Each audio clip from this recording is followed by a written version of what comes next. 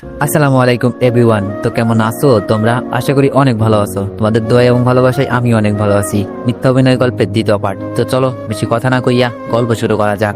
যাকে এত বছর ধরে ভালোবাসি, যার মায়া আমি স্বামী সংসার ছেড়ে এসেছি, যার জন্য আমার স্বামীর মনে কষ্ট দিয়েছি, আমার অসুস্থ শাশুড়িকে মনে কষ্ট নিয়ে পৃথিবী ত্যাগ করতে হয়েছে, যে কিনা আজকে বললো আমি কেবল তোমার টাকাগুলোর জন্যই বিয়ে করতে চেয়েছিলাম, এখন তুমি টাকাই খরচ করতে পারবে না, আমি অত টাকা কোথাও পাবো না, আর বিয়ে করতেও পারবো না।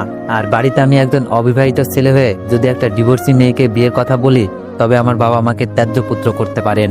আমি তোমাকে বিয়ে করতে পারবো না, আর ভালোবাসি না, আমাকে আর দ্বিতীয়বার কল দিবে না। আমি কার জন্য এত কিছু করলাম? কার জন্য? যার জন্য সবকিছু ছেড়ে চলে আসলাম। আমার আর কিছুই ভালো লাগতো না।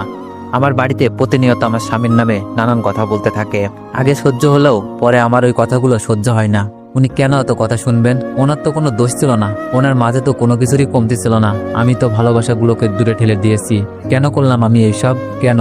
একটা বারের জন্য আমি ওনার কথা ভাবলাম না। আমি এতটাই স্বার্থপর হয়ে গেলাম। উনি কি কখনো আমাকে ক্ষমা করতে পারবেন? আর কি কোনো সুযোগ আছে আমার ওনার কাছ থেকে ক্ষমা নেওয়ার? এমন হাজারটা প্রশ্ন আমাকে প্রতিনিয়ত তাড়া করতে থাকে। বিবেকে ছুড়ে দেওয়া প্রতিটি গভীর প্রশ্ন আমার হৃদয়টাকে ক্ষতবিক্ষত করতে থাকে। আমার মন চাই যদি একটাবারের জন্য হলেও ওনাকে শক্ত করে জড়িয়ে ধরে বলতে পারতাম, চোখের পানিতে ওনার বুকটা ভিজিয়ে দিতে পারতাম, হয়তোবা উনিও আমাকে জড়িয়ে ধরে বলতো, আর কাঁদতে হবে না, ভালোবাসি তোকে, খুব ভালোবাসি, কথা দে আর কখনো ছেড়ে যাবি না।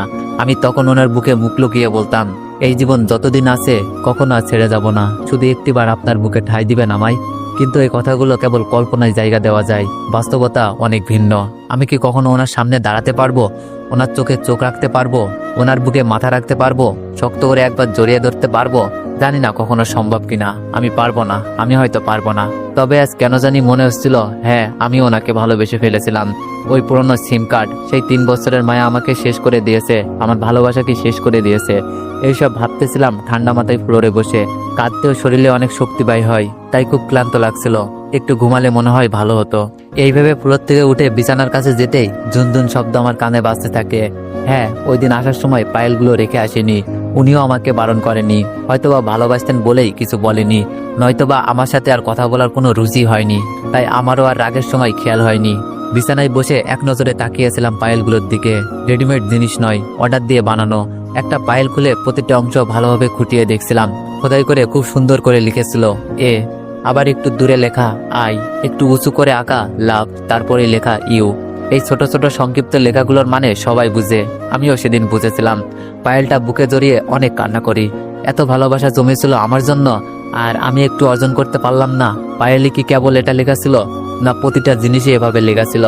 আর আমি সেগুলো আমার গলায়, আমার হাতে এক জায়গায় স্থান দিতে পারলাম না, শুধুমাত্র পায়ে স্থান দিতে পারলাম। আমি নির্বোধ, সবচেয়ে নির্বোধ। বৈধ ভালোবাসাগুলোকে দূরে ঠেলে দিয়ে একটা অবৈধ মায়ায় জড়িয়েছিলাম। অন্ধকার হয়ে আসে আমার পৃথিবীটা। অনেকে হয়তোবা ওই সময় আত্মহত্যাও করে ফেলতো, কিন্তু আমি করিনি। আমাদের সেই হারানো ভালোবাসা পেতেই হবে। এই পৃথিবীতে যদি নাও পাই, পরের জগতে হয়তোবা পাবো। আর যদি আত্মহত্যা করি, তবে তো আর কোনো জগতেই আমি সেই ভালোবাসা পাবো না। সেই চিন্তাই বেঁচেছিলাম। প্রতিদিন ভাবতে থাকি ওনাকে একটু ফোন দিই অন্তত, কিন্তু সাহসে কুলাই না, আমি পারি না ফোন দিতে।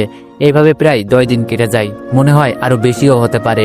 একদিন রাতে খেতে বসছি, তখন একটা মেসেজ আসে। আমি খাওয়া শেষ করে আর সেটা দেখতে মন থাকে না। পরে রাতে ঘুমানোর আগে ফোন হাতে নিলেই মেসেজটা দেখি। মেসেজটা আমার স্বামীর নাম্বার থেকে এসেছে। আমি তাড়াতাড়ি সেটা পড়তে উঠে বসি। অনেক বড় একটা মেসেজ, কি রেখে কি পড়বো আমি বুঝতে পারি না।